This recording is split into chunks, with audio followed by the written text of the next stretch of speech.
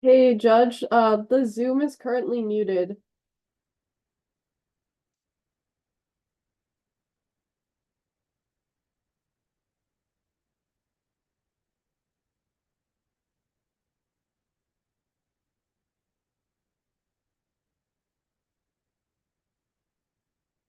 Few people on Zoom, so we'll be taking their comments as well if they want to do so. But right now, let's get started with the people in the room. We have Jennifer Wiskerchu. Right here. All right, you're up. Yes, you do. Oh yeah, you're the first. You're number one. You're the first. So let's get this started. Raise your right hand. Yes. Raise your right hand. You swear or affirm, tell the truth, the whole truth, nothing but the truth. I do. All right. So we just need to state your name and your comment. Sure. And just if you can kind of get close to Certain the. time limit on comments? No, you'll hear it from the room, I think, if you go to. No, I don't have a time limit, but just be respectful for everyone. Okay. My name is Jennifer Wiskershon. I live on Ellenview Road in Cascade. I'm also a member of the Town of Lyndon Board. Still can't hear. It's on. Louder right into the microphone. Is that better? All right. Guess we will go really close. There to you the go. microphone. That's. All right, my name is Jennifer Wiskershon. I live on Ellenview Road in Cascade. I'm also a member of the Town of Lyndon Board. So I am here to represent the people of the Town of Lyndon. I'm also here to represent myself as a resident of the Town of Lyndon. So I think there are several concerns that I have. First of all, I've been at several meetings in which we've had a lot of public comments and public concerns about depreciating property values, property taxes, the impact of people wanting to move to the Town of Lyndon. The majority of people that have been here are lifelong farmers or people that have moved here for the quality of life. You know, they moved here to be away from the city and the power lines and all that city brings, and the Town of Lyndon is that. And the route that has been designated for the power lines, am I speaking up slow enough? Okay. I feel has gone directly over several homes. I have concerns about the health and well-being of several of the residents in which the power lines go such a close distance that it makes me uncomfortable. I've seen other power lines within the community and they're through farmers' fields. They've got plenty of distance. They're not going over homes close to residents. That's causing a lot of concerns, not only mental health concerns for the town residents, but also for their properties, for what they're going to do with regard to resale value if they choose to move on or if they want to pass their property on to someone. So I would say that those are some of the major concerns that I have. You'll probably hear more specifics from the town as you go forward. But I just want to state for the record that I support the residents that are here and their concerns. And I feel that the route that you've decided on was maybe most economical, but maybe not the safest and not the best route for the community. Okay. Okay. Thanks very much. Yep. All right. Carly Shelver.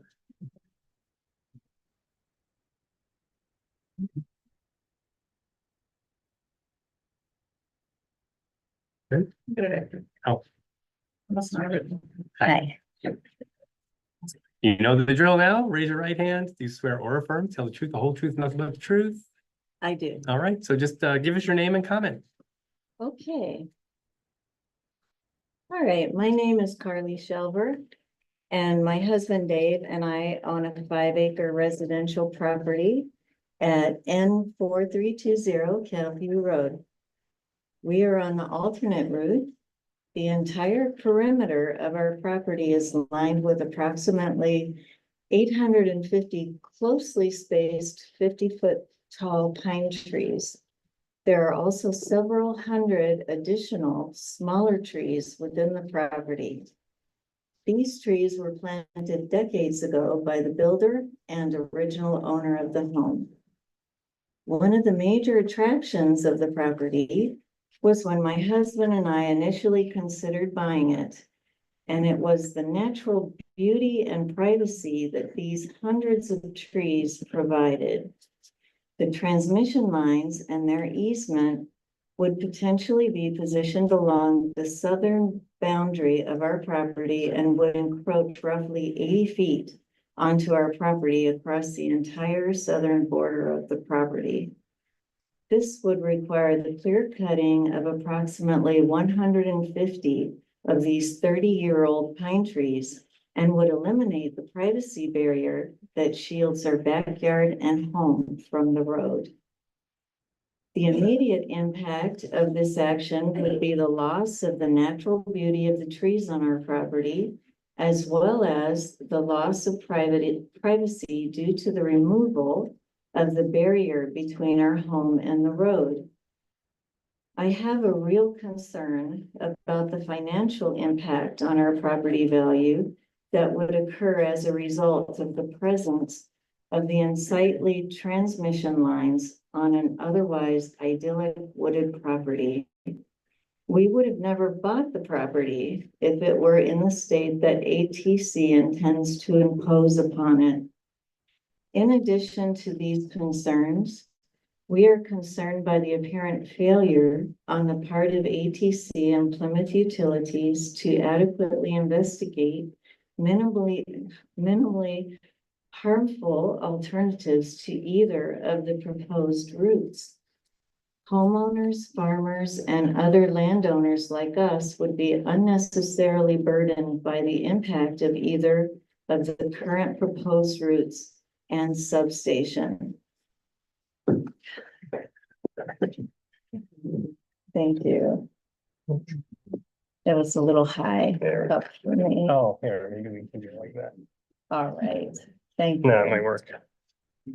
Furthermore, it appears that there is no consideration being given to the fact that our region is already crisscrossed by multiple high voltage transmission line corridors, both 348,000 volt and 138,000 volts. Why would they continue to condemn farmland and residential property in order to build more of them? I believe that the PSC has an obligation to the local residents and taxpayers such as us to require ATC and Plymouth Utilities to provide us a much more robust and detailed analysis of less intrusive alternatives to the current plan. The PSC should ensure that any route ultimately chosen makes maximum use of the existing rights of way so as to minimize the need for new rights of way and the environmental devastation that they cause. Lastly, while I'm a staunch supporter of government efficiency, I take issue with the overreach that is evident in this process. I firmly believe that we are being steamrolled in an effort to acquiesce to the needs of TC Energy and its A&R pipeline above the well-being of the residents and taxpayers. Thank you for considering my comments in your decision-making process. Respectfully, Carly Shelburne. Thanks very much. Let me take your paper copy. Thank you. Mike Sorensen. I thought I was here. Okay. All set. Raise your right hand. Do you swear or affirm to tell the truth, the whole truth, nothing but the truth? All right, name and comment. My name is Mike Sorensen. My wife and I live on the preferred route at 405 County Road N. Waldo. My wife and I have lived here almost 40 years. Before that, my wife had a small dairy operation on this property. In 2018, we voluntarily put a conservation easement on this 40 acres to protect it from future development. This easement will stay on the deed and pass to owners. ATC says can bypass the easement probably through eminent domain. The towers that they propose to put on will violate the height restrictions of the easement by 2 to 3 times. will disturb a stone fence that is protected in the easement. The tower or towers will take up some farmland so that our renters will have to work around those towers. The front of our house is 60 feet from the edge of the road. So somewhere in that 60 feet, the lines will be strung and the prevailing north winds will sway those lines even closer to the house. Most of the trees on our front lawn will be moved.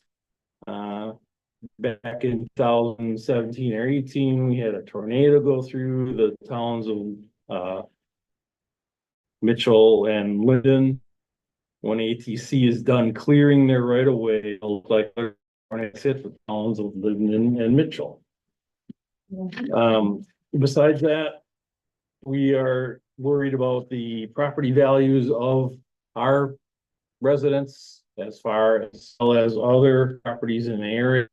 Health issues, we're afraid of the EMFs and everything else that goes with it. Thank you very much. All right, thanks, sir. Richard Larkin, am I getting that right?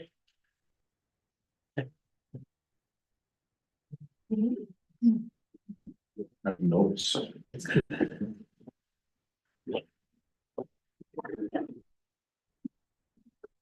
All right, you swear or affirm, tell the truth, the whole truth, and nothing but the truth. I do. All right, name and comment. Okay, my name is Richard Larkin. I'm president of Southeastern Wisconsin chapter of Trout Unlimited. Trout Unlimited chapter is approximately 1,000 members strong. We cover 6 counties in southeastern Wisconsin. We are a cold water conservation organization comprised mostly, but not all, of fishermen. We do science-based cold water habitat restoration, rehabilitation, repair, and maintenance. We worked all over the state, but the Onion River and Nichols Creek have a special place in our hearts. And now I need my glasses. We've listed Lakeshore TU, who's also here tonight, with Habitat volunteer workdays. Typically, we will provide 20 to 30 volunteers to help with the physical work of enhancing habitat, rehabilitating the stream, etc. Trout need cold, clean water to survive, and you have a very unique example of that here in both the Onion River and Nichols Creek. I personally worked on 4 of these, and it's pick and shovel work. It's hard work, and it's fulfilling because there's a special creek you have. I fished the Onion. It's a marvelous little trout stream.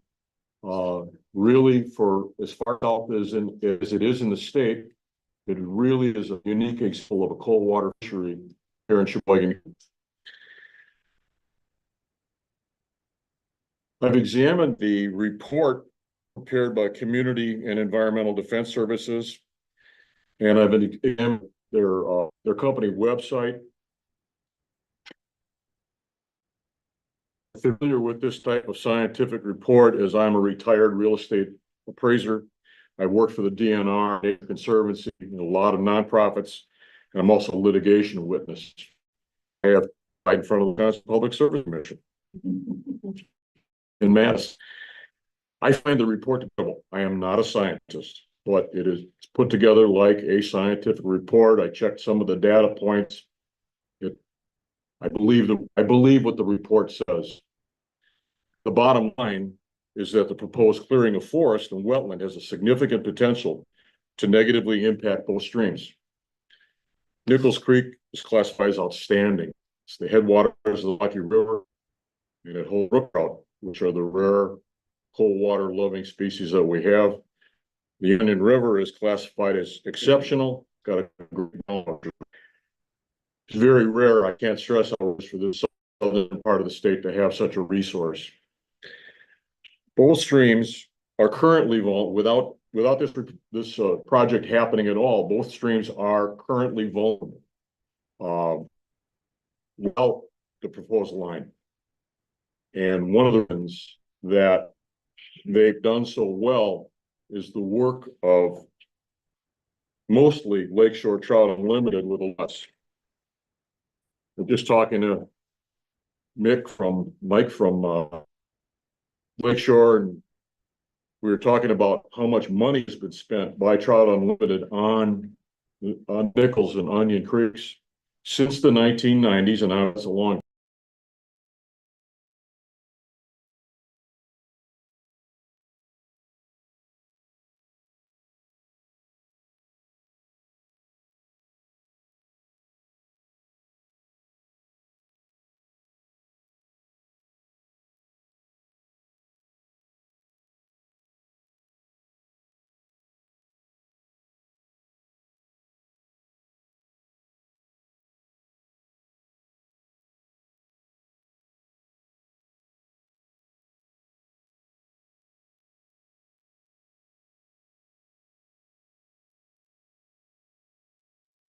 Problems with runoff in their trout stream, killed thousands of trout in Dane County. It's not a friend of the trout stream. Cold protection can cut off spawning grounds. And the other elephant in the room is that climate data look good for trout streams. Brook trout cannot live much over 70 degrees.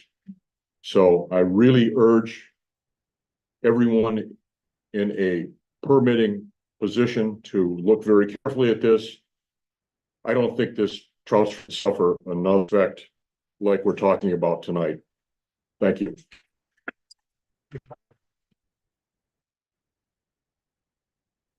Catherine Roberts.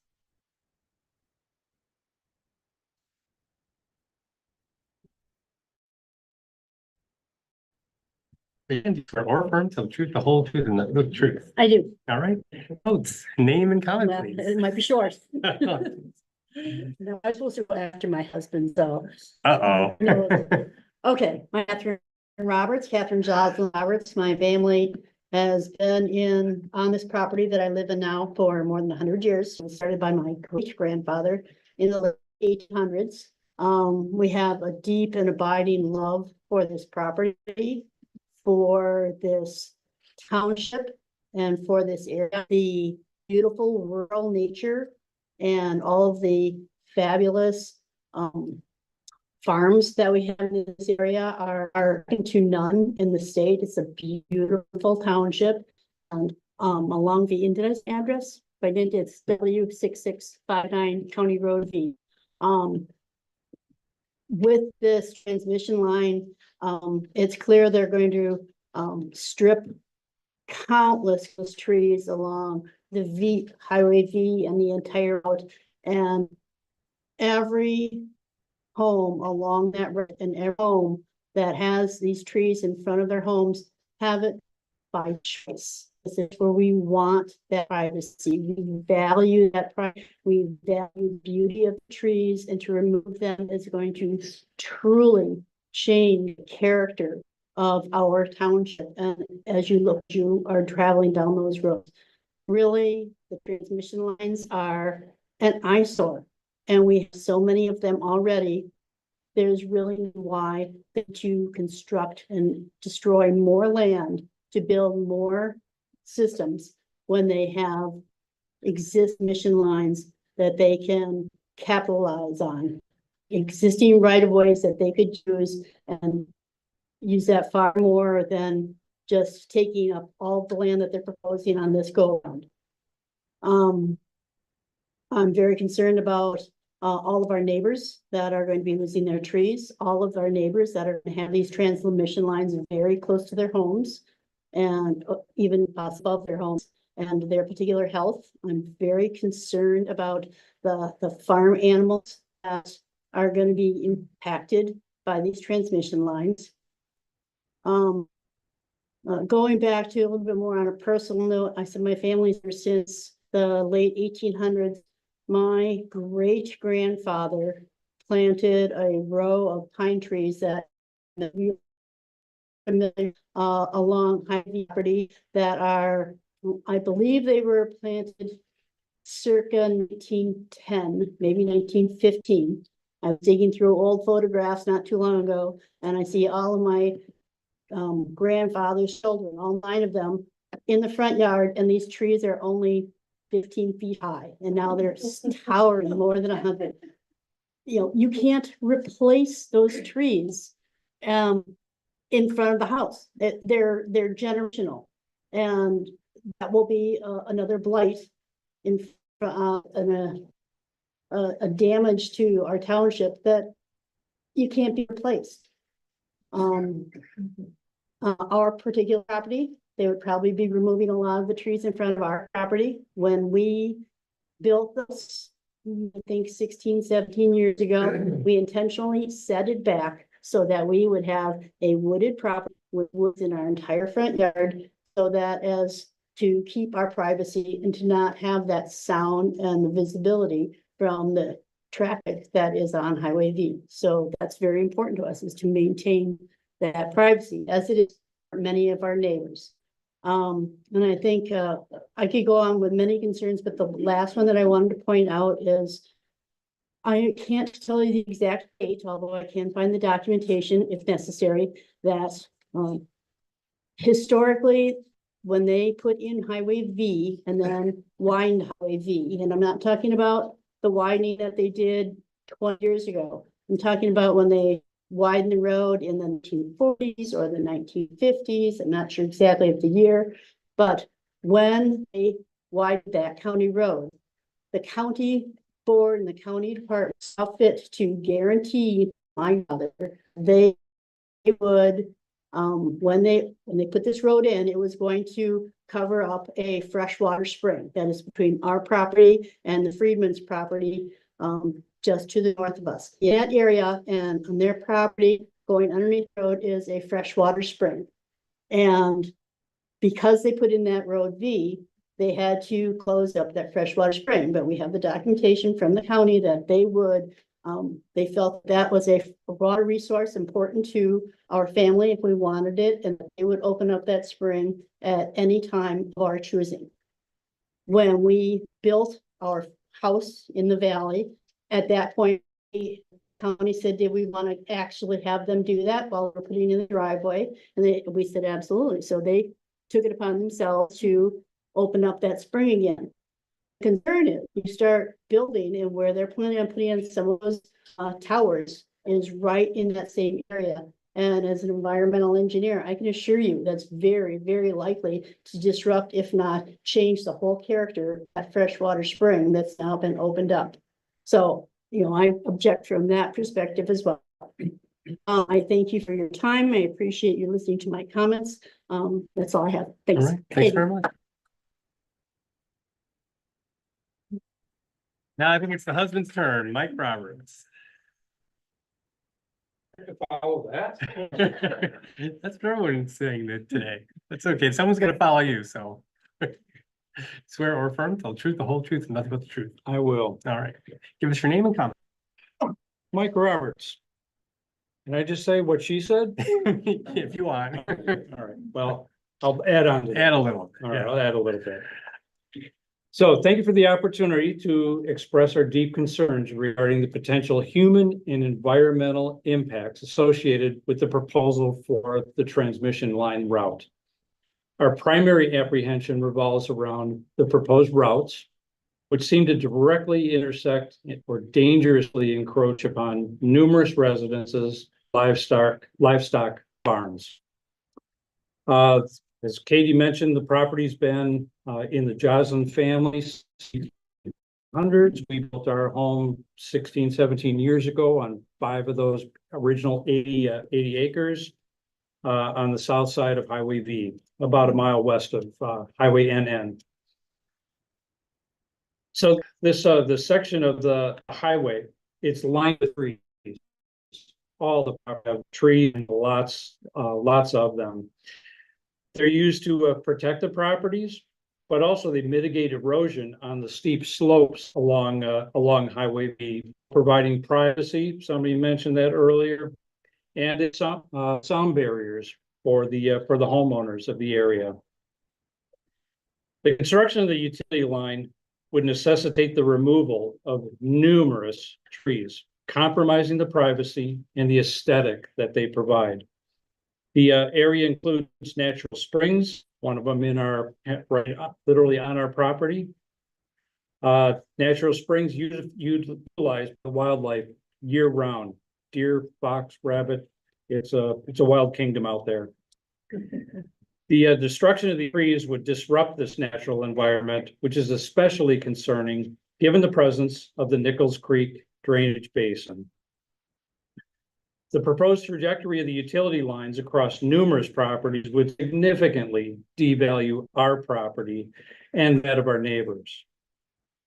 The alternative routes, such as the back road or crossing county areas where residential properties would be, should be reconsidered based on their potential human impact rather than solely focusing on cost effectiveness. Construction activities in this area inevitably result in erosion, endangering wetlands, ponds, and streams nestled within the valley.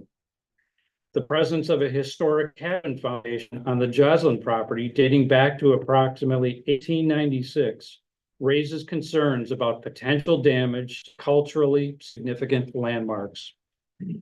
The century-old pine trees planted by the Joslin family serve as a local landmark and a testament to the area's heritage, while the historic rock walls built by the Joslin family and the neighboring farms are invaluable remnants of the region's past. The proposed construction of the utility line poses a significant risk to these irreplaceable historic structures.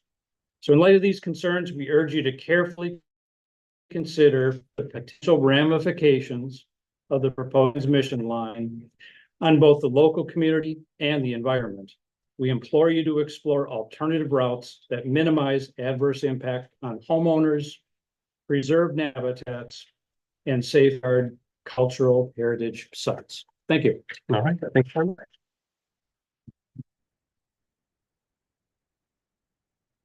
So my internet, let's go off the record. My internet is a little bit slow here. I'm getting some messages here that I think I'm gonna try switching to my phone. So if you just hang on tight just for a second here. Should take me more of this.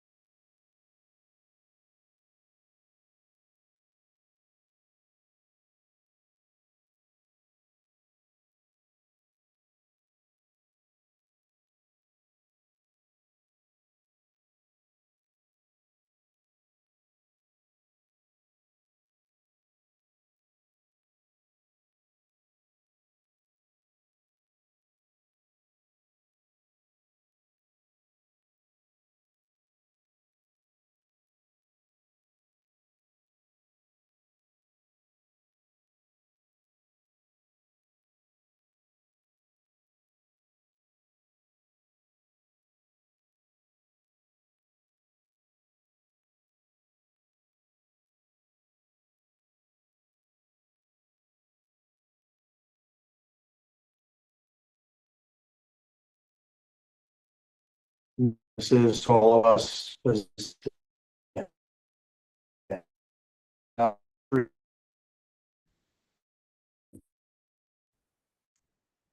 Just want to stress, I have 6 grandchildren.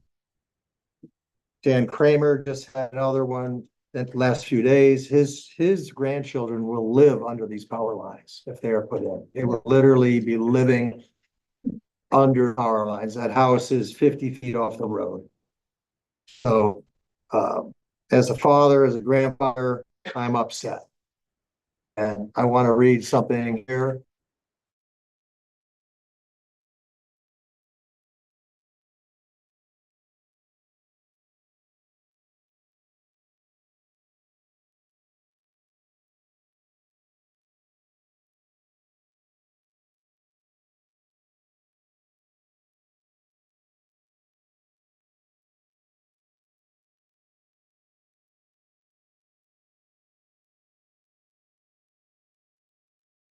Of Natural Resources, the DNR. You are our employees and are obligated to protect Wisconsin properties, particularly when it comes to land management. The decision that you, the PSC, made to accept the proposed substation on October 19th of 2023 with the opening of a docket 4740-CE-106 was done without sufficient notice to the majority of landowners who will be adversely affected by the transmission lines, which were placed on a separate docket.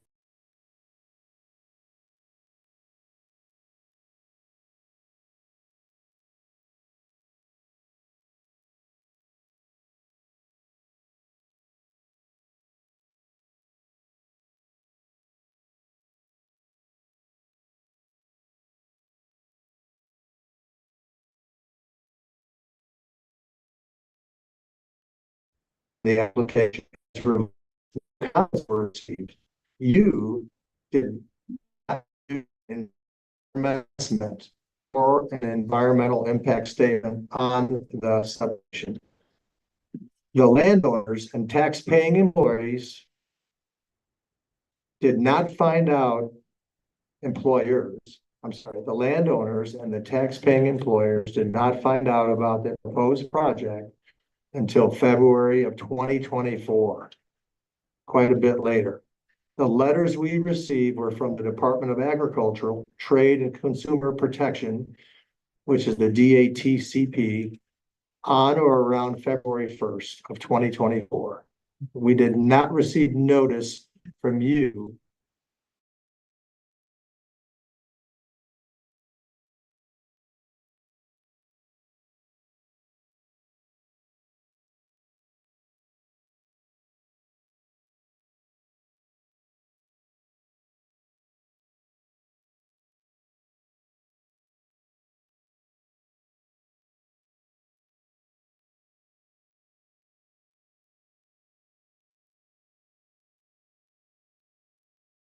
significant impacts on human or natural environment are likely to occur as a result of the construction and operation of this project. Therefore, preparation of an environmental impact statement is not required.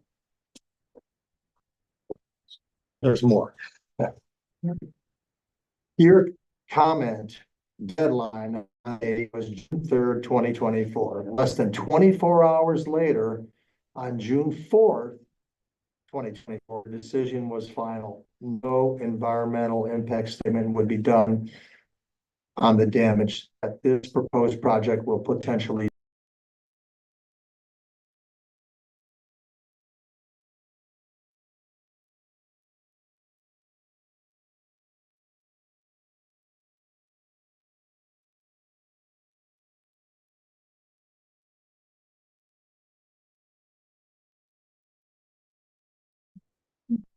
ATC should be to provide said plan, even though it is not required for filing and may delay the project. The DNR should also insist on an EIS for this environmentally sensitive area. You, PSC, must define what you mean by no significant impact that is likely to occur. We conclude that this statement would adversely impact our health and the health of our children, our livestock, our pets, and the wildlife that surrounds us. The transmission line run close to many of our homes. The transmission lines will adversely affect our dairy farms, the wetlands of the Nicholas Creek Wildlife Area, and the Onion River. Furthermore, there is no effort to assist us. Our tax dollars should have been granted in intervener, should have been granted in intervener compensation, which you denied on July 11th, 2024. We have received no help from you to deal with the costs we have been incurring due to a less than satisfactory process in the handling and development of this project. In addition to our health and the health of our animals, the value of our properties will be severely impacted. This is some of the damage that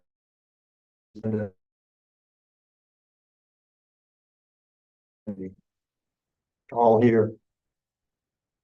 You have made the decision to proceed with today's August 23rd, 2024 public hearing session on the transmission lines, even though we have a judicial review case number 2024 CV 000186 in the Sheboygan County Circuit Court on November 12th of this year, 2024. Lyndon Neighbors versus Public Service Commission. The Lyndon Neighbors did not receive notice from you, the PSC, at significant time to include all of the landowners who will be adversely affected by the decisions you have made. Almost there. Okay, even at this late date, we are still finding people who have no knowledge of the intent of this project. And they are coming forward to protest the unfair circumstances surrounding this project. Therefore, we consider Lyndon Neighbors to represent landowners in the town of Lyndon and the town of Mitchell, including, but not limited to, Neighbors for Neighbors Association. Our judicial hearing should have occurred prior to today's hearing that you, the PSC, have scheduled on separate transmission line docket 137-C-205. Without doing so demonstrates that you are not looking for the public or for the welfare of Sheboygan County. Thank you. All right, thank you. All right. All right, thank you very much.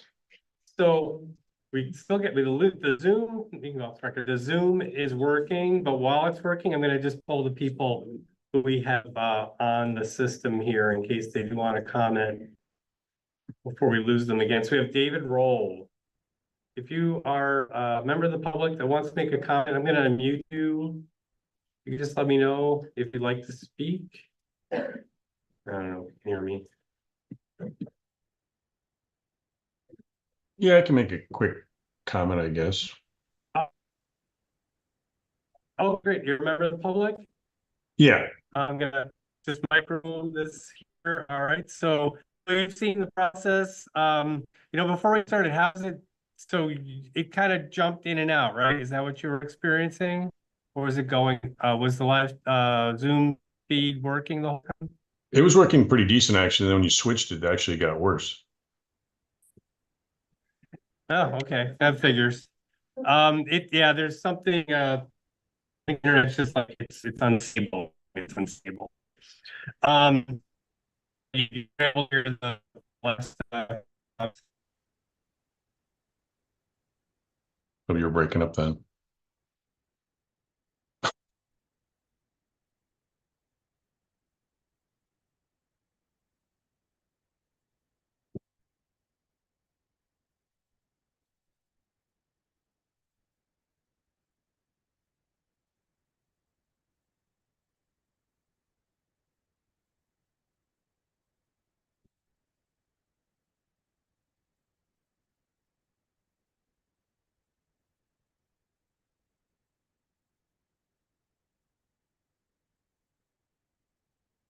Dave, if you can hear me, all right, well, You're back. hang on, while you're here, I'm gonna get Dave just quickly. I see you there, so I don't think you live too far away, but that's okay, we'll take your Zoom comment. Let me swear you in, raise your right hand. You swear or affirm, tell the truth, the whole truth, nothing but the truth? I do. All right, great, so give us your name and comment, please. David Roll, I live at N2666 Pheasant Valley Court, Waldo, Wisconsin, 53093. I also happen to be the town chair of Lyndon and the plan commission chair. I mean, everyone, all the comments people have said, I mean, it all makes sense that there's just a lot of concerns. I mean, my just very high level observation just seems when they pick the routes, they pick kind of the simplest, cheapest one that kind of runs right along the road. Where, I'm personally impacted by it, but yeah, if it was right literally in front of my house and it's stone's throw away, it just seems like just from a practical, non-scientific viewpoint, it's way too close to houses and it should be, I don't know, 1,000 feet away, 2,000 feet away from the houses, not literally, 100, 200 feet away. It just seems like a bad idea. I mean, besides the animals and the cows and all the other things and the trees, it's just even just for that basic fact, it just seems way too close that there's not enough of a safety buffer between where the proposed routes are and the people's residences. That's it. Okay, all right, great. Yeah, it's R, OLL. ROLL, yeah, great. All right, thanks, well, I'm just gonna turn your video off and we're gonna move on to the next people here that are in the room, but thanks for joining us.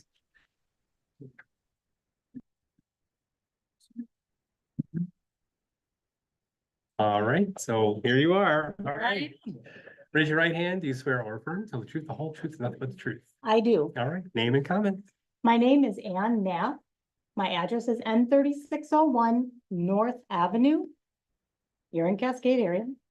And I am a registered nurse. I've been a registered nurse for over 27 years.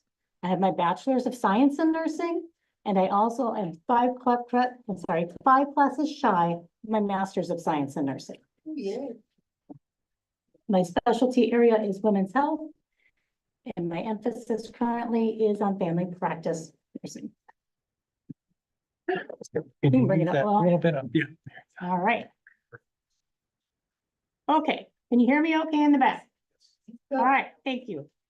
So I have multiple concerns with the ATC recommended voltage transmission line project. These concerns include, but are not limited to the following. The property value loss to both homes and lands projected to have the lines added, as well as the nearby properties as well. The proposed routes and environmental impact could also be avoided. Most people along the preferred route aren't even Plymouth utility customers. The evidence-based research shows medical, cognitive, and behavioral health concerns.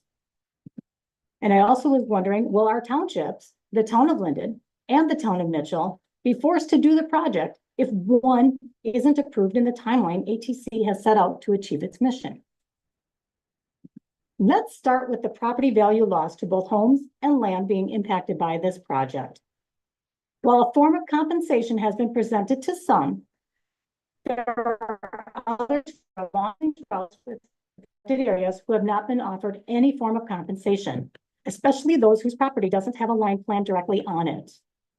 Property values near high voltage transmission lines are known to decrease. A study published in the Journal of Real Estate Research found that lots located next to high voltage lines sell for 45% less than similar lots located further away. Moreover, those lots that are located within 1,000 feet of power lines also sell at a discounted rate of 18%. Where is the compensation for these losses? Next, I would like to discuss the proposed routes. The two proposed routes impact multiple homes, wetland, woods, birds, and other wildlife. One such species is the red-headed woodpecker. The red-headed woodpecker is listed on the DNR website as a species of greatest conservation need. I spoke to Joshua Martinez from the DNR on 8/20/24 about this. He reassured me that the red-headed woodpeckers would not be impacted by this whatsoever. And of course I was relieved to hear this. However, it does make one really wonder how one can be 100% confident in that response when the land being impacted with these birds is actually not on the public land, which the DNR serves. What is the point of a species of greatest conservation need if you're not going to protect its habitat?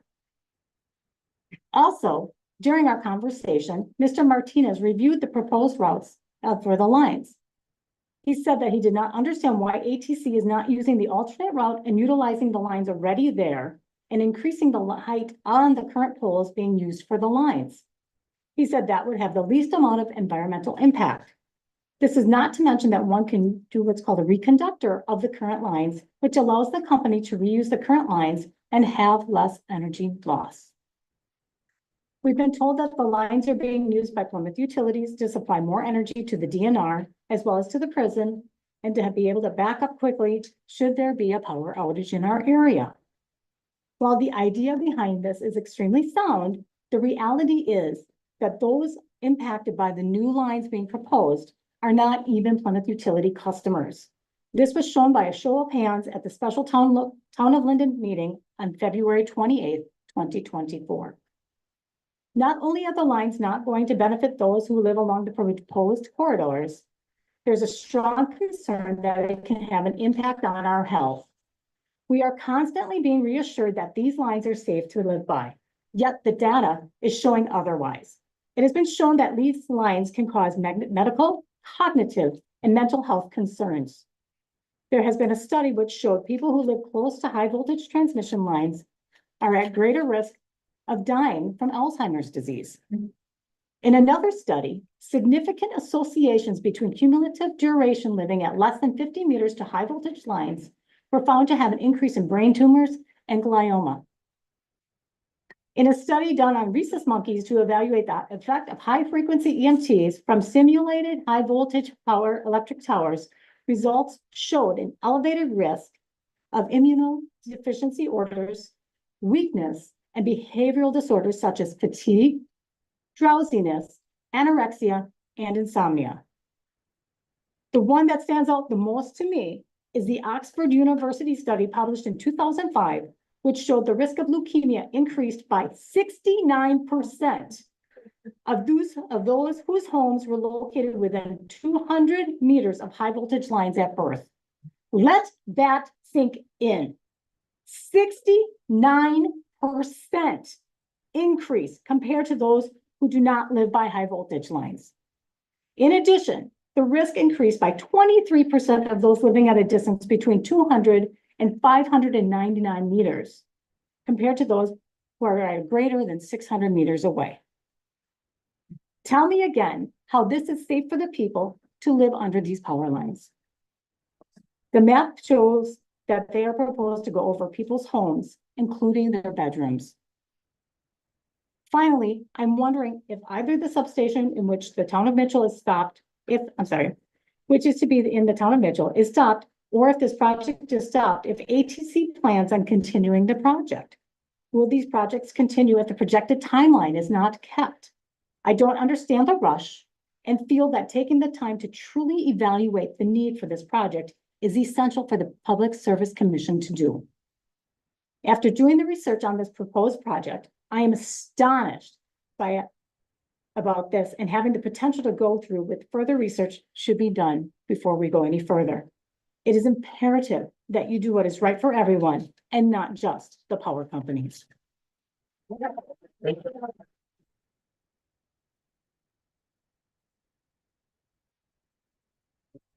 And we have a red-headed woodpecker outside our window every day. Let's have one more appearance. So if you want to make a comment here live, you need to fill out the form and check yes, speak now, yes. We got some more? No. No, none? All right. Remember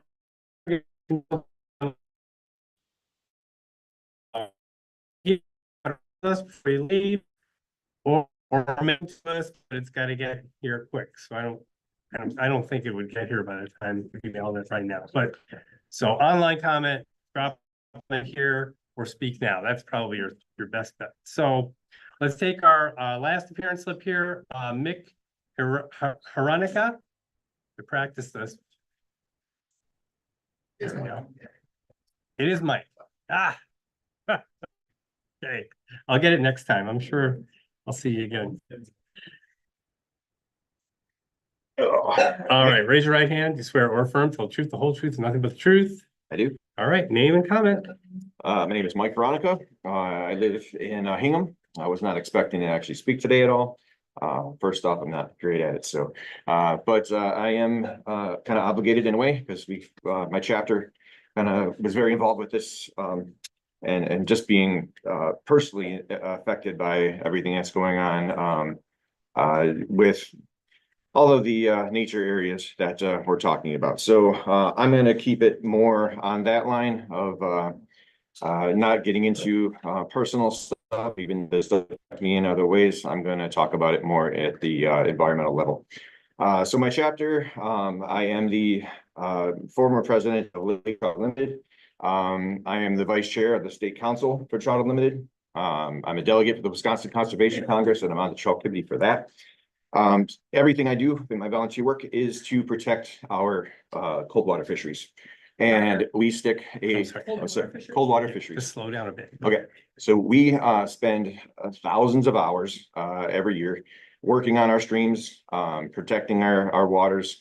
We're very heavily impacted with the emerald ash borer and the removal of the trees to keep the water flowing, and then replacing those trees with new vegetation and new trees to protect these ecosystems. These power lines would directly affect that heavily. We have talked about it multiple times about the areas that, you know, these are the last two, I believe, the last two greatest areas for trout in our state. I shouldn't say our state, in the southeast part of our state. And to protect them is kind of essential. Real quickly, I can get into detail about what our chapter has done in just recent years. Just to give you an idea, we have won these awards just recently. So the Wisconsin State TU 2019 Silver Trout Award. We won the Sheboygan County Conservation Association 2022 Water Conservationist of the Year Award. With the Wisconsin Wildlife Federation, we won the 2022 Wisconsin Land Conservationist of the Year. Wisconsin Conservation Congress 2022 Wisconsin Conservation Organization of the Year. The Lake Michigan Stakeholders 2023 Champions of Conservation. The Wisconsin DNR Adopt a Fishery and Wildlife Area 2023 Group of the Year. That is what we have done just recently through Lake Shore.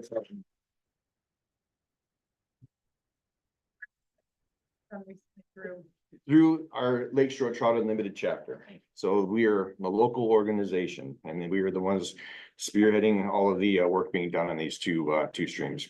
I started in the chapter 8 years ago, and I took on the Nicholas Creek project, which took 2 years to complete. It still needs work, but we took out a huge impediment on that stream, which was warming the water temperatures to an unhealthy level. And it's what we continue to do on the Onion to replace, again, the trees and the other things that we've, been dealing with, runoff issues and things like that. So keeping the water cold and clean is really our objective. And anything like Rick Larkin said earlier, that anything that really does the smallest little bit to these streams or the surrounding areas really has a big impact on not just fish. It's not just about trout. It's about so many other species that live in those ecosystems. So our chapter and the Wisconsin chapter of Trout Unlimited are very against the power line proposed areas to go through. So that's all I have. All right, thanks very much. I think we got another comment in the room. We also have someone else connected on Zoom, so I'm gonna pull them first. So if you can hear me, I think we have a Zoom call in. Your number ends in 532. And ask it to unmute, and by pushing *6 will unmute your phone. And just let me know if you want to make a comment. This one. Okay, not hearing from you yet. But remember, if you can't hear me, *6, and that'll unmute you. In the meantime, we'll take our last or the appearance slip I have next. I don't know if it's last yet, but all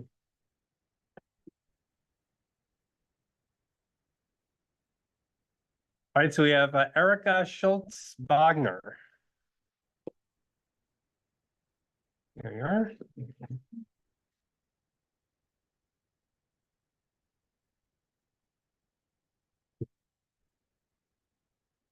Swear you in, do you swear or affirm to the truth, the whole truth, and nothing but the truth? All right, give us your name and comment. My name is Erica Schultz-Bogner. I live in the city of Plymouth. The 3 properties of concern to me, tonight, again, I was not prepared to share. So that I have are 2577 County Trunk Highway N, just on the road, W5787 County Trunk Highway N, W5658 County Trunk Highway N. Just read a comment that I had submitted previously. So I'm speaking today to express my deep concern with the planned transmission project in the town of Lyndon. These lines will be physically located on and directly impact my family's dairy farm, which is 3rd generation owned and operated, with our hopes to reach Century Farm status in 2027.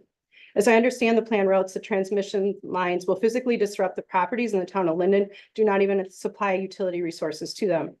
I work for a Plymouth-based dairy manufacturer, and my family's farm is a patron milk supplier. Stray voltage is a real concern in the industry with impacts to animal health and particularly herd production. I urge the commission to consider all the impacts that were shared here tonight, facts and figures, and understanding all the potential consequences to this rural farming community. So just want to share some personal notes. My father wasn't able to be here tonight because he's milking cows just down the road. My great-grandfather was born across the street here on this farm. Literally, you can see right out the window. William August Schultz established our original family farm. And my grandfather, who just passed away 3 weeks ago, was born on that property and then moved to the W5677 address down the road and lived there and farmed there for 96 years of his life. And he just sat out there a couple weeks ago before his final days, watching tractors in and out and all the family members. And we did not have the heart to tell him that this situation was going on. So there's enough difficulties in farming, as everybody understands today, both financial and emotional. And I would really hate to see people have to make difficult decisions based on the impacts of this project. This additional stress could force them to lose their dairies. And furthermore, in this rural community, the impact to dairy could also hurt the Plymouth, all the cheese companies that we have in Plymouth, and the employment and workforce. So I just wanted to share the personal story that I have. I hiked, biked, ran, hunted in this whole section, Nichols Creek. Our family farm is 300 acres. Again, so I have a very much emotional attachment to this town of Lyndon and fighting for the people and the animals and the wildlife and everything that was mentioned tonight. Thank you.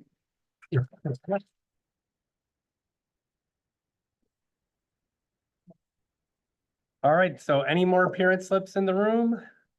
Just gonna try one more time with that phone call. If you can hear me, unmute by pressing *6. No, not hearing anything. Okay. So that's all the comments we have today. We will still be here packing up. So if you do want to give us a comment in writing, you can. If you want to give us a comment in writing, feel free to fill out a form and drop it off with us before we leave. Otherwise, thank you very much for all your comments, insightful and intelligent and very useful to the commission. Like I said, we'll be reviewing the record. Well, not me. Commissioners will be reviewing the record and making a decision based on that, including the testimony from the parties and all the comments received online and at the hearings that'll be reflected in the transcripts. So I appreciate everyone for attending. We had one more question here. For that decision making. Good question. So what's the deadline for the CB? It's actually, let's go off the record. It's March, I believe, is the, or if February, March timeframe, I think is, yeah, that's our deadline. So anytime in between now and then, basically, is the best I can give you. I don't set the commission schedule. So, so we have to get it, we have to get a decision out before the statutory deadline. That's in the February timeframe. Yeah. And what are like next steps if the commission decides to ignore it right here? No, well, I wouldn't categorize it that way, but next steps, if they ignore everyone, I can't give you advice on that. But what I can say is that the next is up to put the record together and get to the they have an opportunity to review that, and they'll be an open meeting to make a decision. So that's kind of our process going forward. We still have party briefs due. So that's also included in the process. But yeah, if you don't agree with the commission, there's an opportunity to seek judicial review of the decision, but I'm not going to get into much detail about that. I don't want to give you legal advice here, but that's another opportunity. People who are affected by the decision have to pursue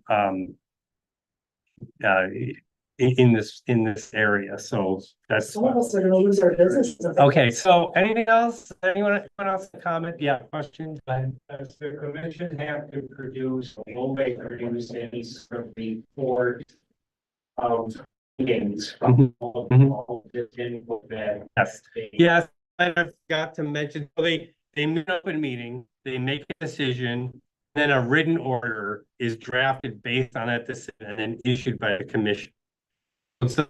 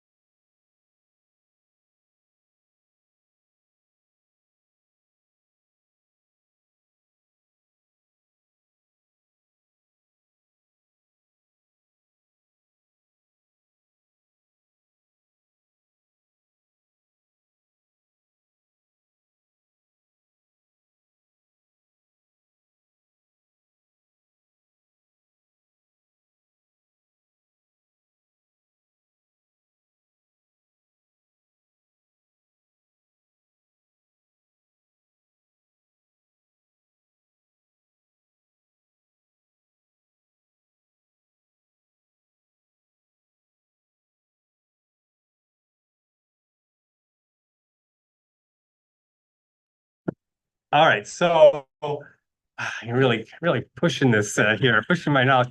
So yeah, it's I don't know, do you know Adam? Do you want to do this one? All right, yeah, go ahead. Help Adam will assist with this. Docket on the Earth system, called the decision matrix. And that's not something that's in the law that's required, but it's a guide that helps the commission go through that meeting and make their determinations kind of point by point.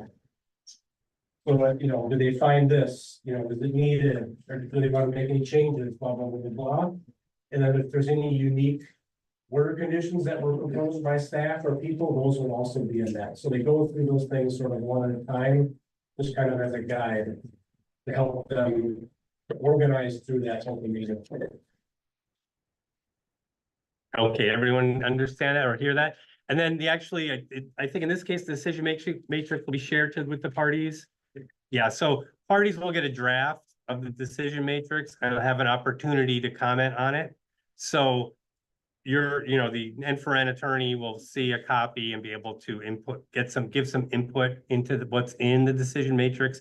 But yeah, it's a great thing to know. So when the commission meets, they'll all have the matrix in front of them, and they'll have each issue and the options that are presented, and that gives them a guide in terms of, it gives us all a guide in terms of where they're headed and what their choices are.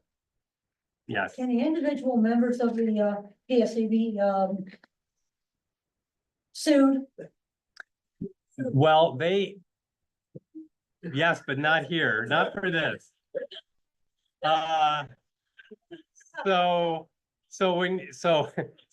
not giving legal advice, but no, it's the commission itself as a state entity. That's the acting entity in this situation.